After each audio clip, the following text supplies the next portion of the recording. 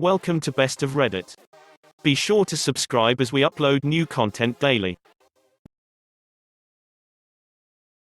Welcome back. Our first revenge story today is titled, Trick Me Out of My Laptop, You'll Give Me Your Car. 13 years ago I was in my late teens, living on my own and really struggling to live financially. One of the few possessions I had was an old laptop. My laptop had stopped working properly, and while I'm fairly proficient in using a computer, I had no idea about fixing them. I did a bit of searching on the internet but couldn't get it working, so I asked my stepdad to take a look. He has a quick look and says it's screwed but he'll take it off my hands if I don't want it, so I said sure. If it's broken then it's no good to me. 10 minutes later I walk in the room and he's using it. I asked if he fixed it and he says, yeah, thanks for the laptop. I was obviously peeved. My mum says she wasn't getting involved and his only response was that he did a quick internet search to find the fix and I could have done the same. I was broke and he took one of my only possessions even though he had a PC and a laptop already. A few months later I was visiting my mum and stepdad when I had an idea. While I am useless with computers, I'm very competent with mechanics. Specifically Audis, and my stepdad had a 2001 Audi A3. Before coming in the house I went under his car and unplugged the oil level sensor and a vac line for the turbo. Later on that day he went to go to the shop or something. When he started the car it threw up oil warning lights on the dash and wouldn't boost, so he turned it off and had a look of concern on his face. I went out to ask him what's up and he said that something gone majorly wrong. He says something along the lines of catastrophic turbo failure or engine failure. He's already spent quite a bit on repairs and didn't want to spend any more money on it, so spoke to my mum about just cutting his losses and scrapping it. I asked how much it's worth at the scrap yard and he says £100, so I ever so graciously offer £120 to take it off his hands to maybe part it out, which he accepts. He signed over the logbook title and wrote me a receipt of purchase and handed the keys over. I walked outside, lifted the bonnet, pretended to look at my phone for a minute, went under the car and plugged the vac line and oil sensor back in, fired it straight up and drove around the block. When I got back I gave him the thumbs up and said it's all fine now. His mouth was wide open and he was mega peeved, and my reply was, you could have found the solution too with a quick internet search. He tried arguing that it wasn't fair and if it's working then I can't just take his car, but I just said he didn't have a problem tricking me out of my laptop and that he's already signed the car over to me, so tough luck. My mum kinda laughed and said she's not getting involved and that it was his own fault. I still have the car to this day and it's practically in showroom condition and runs sweet. And now on to our next story titled, Teacher Verbally Abused Suicidal Classmate. Now everyone knows. This was back in high school when I was 17. I'm currently 20. I was in a class for forensics, and this teacher was notorious for making fun of students. I'll call her Witch Teacher. To put in perspective how much I hate her, I got a pet cockroach and named it after her. In this class, she would have students take attendance by lining up and answering a question at her desk before going to sit down. This is important for later.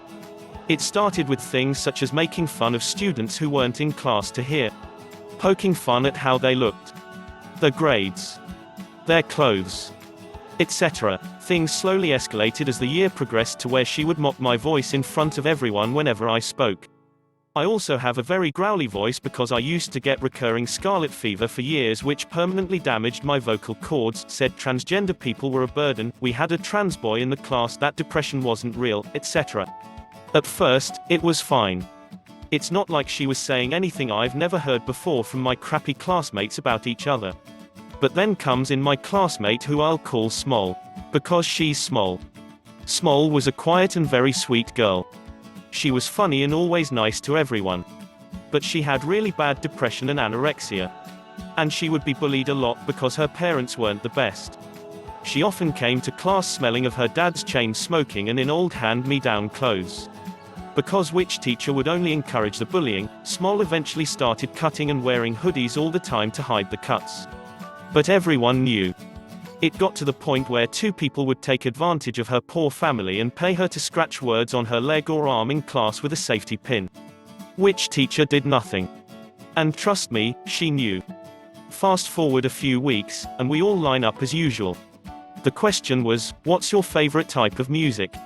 Me and Small come up. I answer and am heading to my seat when Small quietly goes, "I don't know.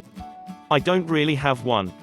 To which, and I kid you not, which teacher goes full volume, with a smile on her face, "Well, what kind of music doesn't make you want to slit your wrists?" At this point the entire class goes dead silent. She had gone too far. And Small immediately runs out of the class. Everyone is too shocked to know what to really do. So we just move on with class. I still wish I had gone to check on her. After that, I just couldn't stand which teacher. I couldn't stand her existence.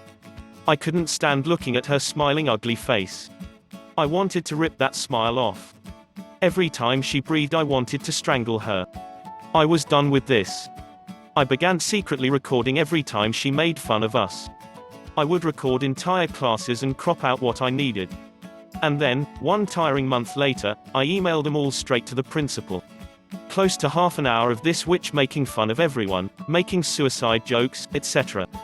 I fumed about how inappropriate and unacceptable this was. And I demanded justice.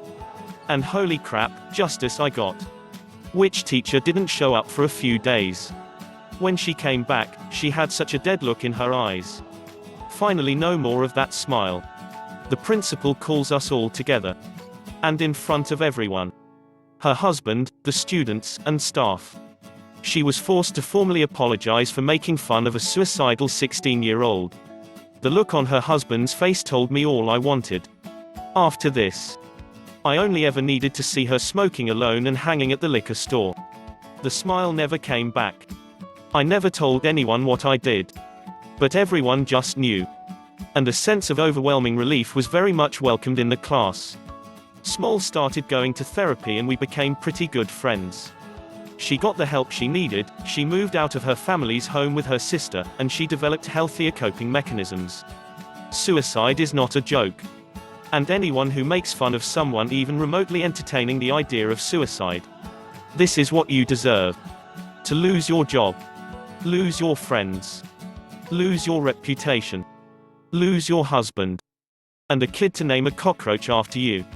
And for those of you in middle or high school dealing with bullying, a bad home life, or mental health problems, you can do this. If you enjoyed one or both of these revenge stories, please hit the subscribe button and leave a like or a comment. Thank you.